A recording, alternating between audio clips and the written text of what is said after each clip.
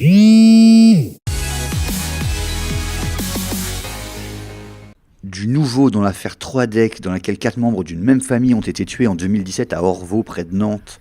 Selon une première expertise, le discernement d'Hubert Kawissin, le principal suspect, aurait été altéré au moment des faits, ce qui lui ouvrirait la voie à une hypothétique minoration de peine. Il faudra toutefois sans doute attendre encore pour en savoir davantage. L'instruction prend plus de temps que prévu et un procès semble peu probable avant 2020. Hubert Kawissin, qui risque la réclusion criminelle à perpétuité pour assassinat et atteinte à l'intégrité de cadavres, est en détention provisoire à Nantes depuis 18 mois.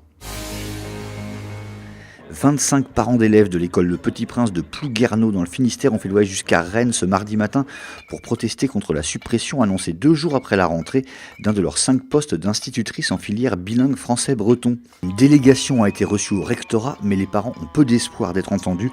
Ils ont lancé une pétition en ligne et envisagent d'en appeler directement au ministre Jean-Michel Blanquer. Manifestation de la Confédération paysanne sur le stand de Sodial ce mardi matin au SPAS, le salon de l'élevage qui s'est ouvert à Rennes.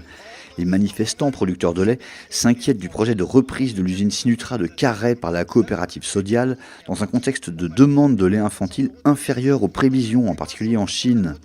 Sinutra, montée par des capitaux chinois, devait à l'origine assurer 20% des débouchés de Sodial. Elle n'en récolte pour l'instant que la moitié. Dispositif inédit chez Sibiril Technologies à Carantec. Faute de trouver des ouvriers spécialisés, le chantier naval a décidé de créer lui-même sa propre formation.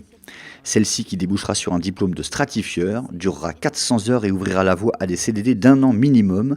10 postes sont à pourvoir. Réunion obligatoire ce vendredi à la mairie de Carantec puis au chantier lui-même. C'est un classique des grandes marées. Certains automobilistes ont dû regagner leur véhicule les pieds dans l'eau ce mardi matin à Lannion. Et encore, ils s'en sont bien sortis. Lundi soir, sur le passage vers l'île Calotte à Carantec, une famille a dû quitter sa voiture et la laisser sous l'eau avant d'être transportée par hélicoptère. Des images bien connues mais qui font toujours leur petit effet.